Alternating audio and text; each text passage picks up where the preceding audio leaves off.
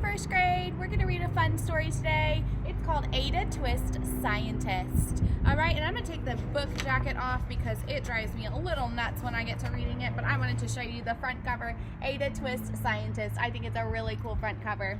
But even better, and sometimes this is true, underneath the dust jacket, there's an even cooler front cover too. Look at all of this. It looks like she's having a science experiment, and it even goes across the spine and over to the back.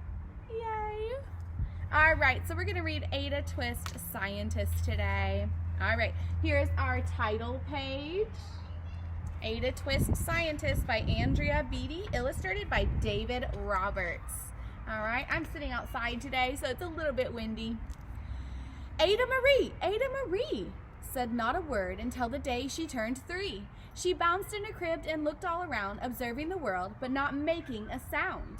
She learned how to climb and made her big break, with a trail of chaos left in her wake.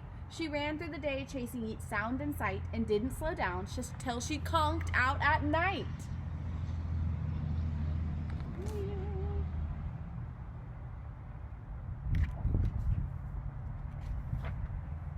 Her parents were frazzled but tried not to freak as Ada grew bigger and still did not speak.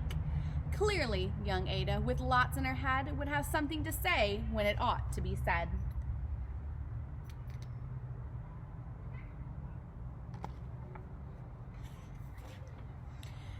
That's just what happened when Ada turned 3. She tore through the house on a fact-finding spree and climbed up on the clock just as high as she could. Her parents yelled, "Stop!" as all good parents would. Ada's chin quivered, but she did not cry. She took a deep breath and simply asked why. Ooh, let's see. She's up on top of the clock. Why does it tick and why does it talk? Why don't we call it a granddaughter clock? Why are there pointy things stuck to a rose? Why are there hairs up inside of your nose? She started with why, then what, how, and when. By bedtime, she came back to why once again. She drifted to sleep as her dazed parents smiled at the curious thoughts of their curious child, who wanted to know what the world was about. They kissed her and whispered, "You'll figure it out."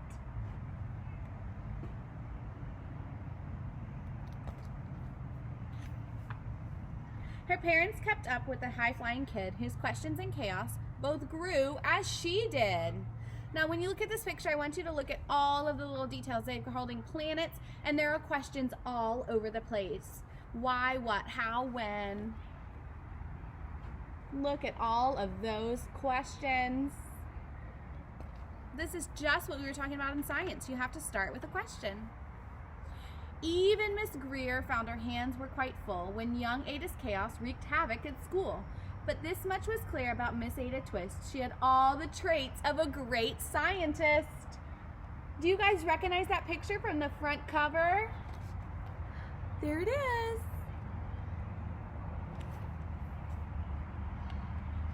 Ooh, turn the page. Ada was busy that first day of spring testing the sounds that made mockingbirds sing, when a horrible stench whacked her right in the nose, a pungent aroma that curled up her toes. "Zowie," said Ada, which got her to thinking, "what is the source of that terrible stinking? How does a nose know that there's something to smell, and does it still stink if there's no nose to tell?" She rattled off questions and tapped on her chin. She'd start at the start where she ought to begin. A mystery, a riddle, a puzzle, a quest. This was the moment that Ada loved best. What a great scientist, starting with a question. Ada did research to learn all she could of smelling and smells, both stinky and good. One hypothesis Ada thought could be true. The terrible stink came from Dad's cabbage stew. Ew! She tested and tested, but soon Ada knew it was time to come up with hypothesis 2.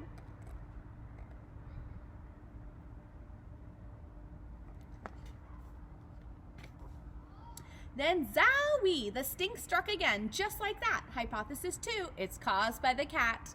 The cat couldn't make such a stink on its own. It needed perfume or some fancy cologne. So young Ada tested. The test was a flop. She started again and her parents yelled, "Stop!"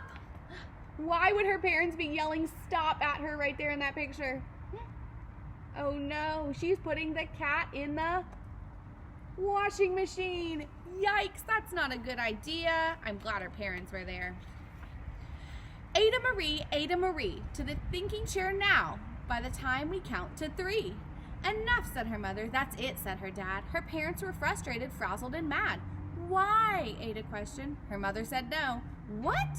Ada queried. Her father said go. You've ruined your supper. You've made the cat stink. Enough with your questions. Now sit there and think. She looked at her parents. Her heart turned to goo. Poor Ada Twist didn't know what to do.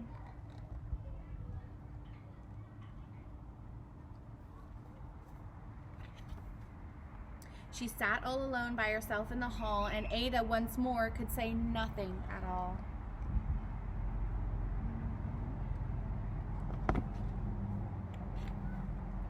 And so Ada sat and she sat and she sat and she thought about science and Stu and the cat and how her experiments made such a mess. Does it have to be so? Is that part of success? Are messes a problem? And while she was thinking, what was the source of that terrible stinking? Ada Marie did what scientists do. She asked a small question and then she asked 2. And each of those led her to 3 questions or more, and more of those questions resulted in 4. As Ada got thinking, she really dug in. She scribbled her questions and tapped on her chin. She started at why, then what, how, and when. At the end of the hall, she reached why once again.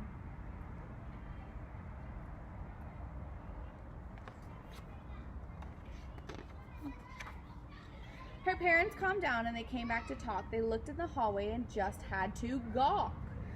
No patch of bare paint could be seen on the wall. The thinking chair was now the great thinking hall. They watched their young daughter and sighed as they did. What would they do with this curious kid who wanted to know what the world was about? They smiled and whispered, we'll figure it out. Look at the great thinking hall now. Wow. Probably not great that she wrote on those walls though, huh? And that's what they did, because that's what you do when your kid has a passion and a heart that is true. They remade their world. Now they're all in the act of helping young Ada sort fiction from fact. She asked lots of questions. How could she resist? It's all in the heart of a young scientist. Look what they've altered their house to be. So they've given her space to write there that's not on their freshly painted walls. And as for that smell, what can Ada Twist do but learn all she can with her friends in grade 2? Will they discover the stink that curls toes? Well, that is the question, and someday, who knows?